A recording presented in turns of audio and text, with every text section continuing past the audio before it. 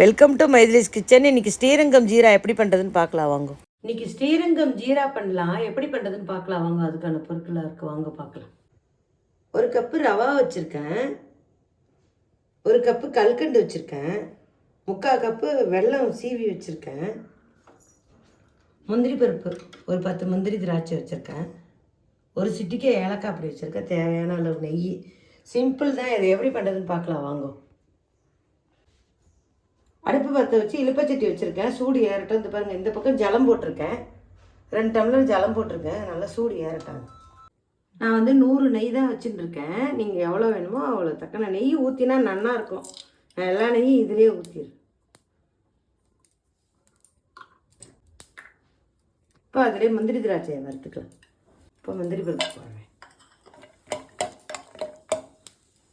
அதிலே இந்த திராட்சையை மட்டும். இப்போ இதுலேருந்து ரவாவும் நான் போட்டேன்.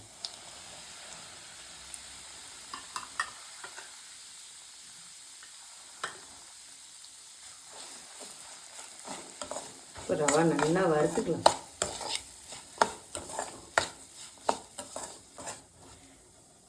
நல்லா வறுத்துன்ட்டேன். இப்போ ஜலம் கொதிக்குது பாருங்க. நல்லா 2.5 டம்ளர் ஜலம் வச்சுருக்கேன், இதில் ஊற்றுறேன்.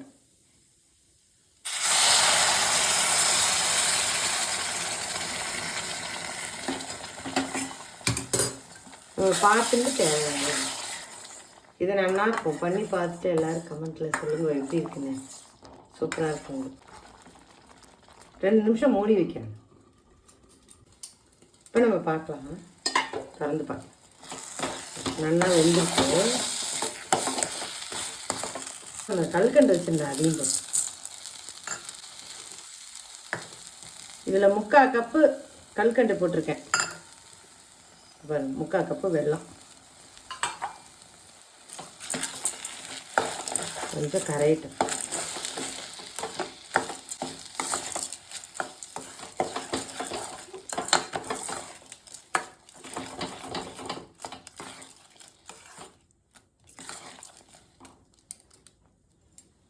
நான் அந்த ஏலக்காய் அப்படியே மட்டும்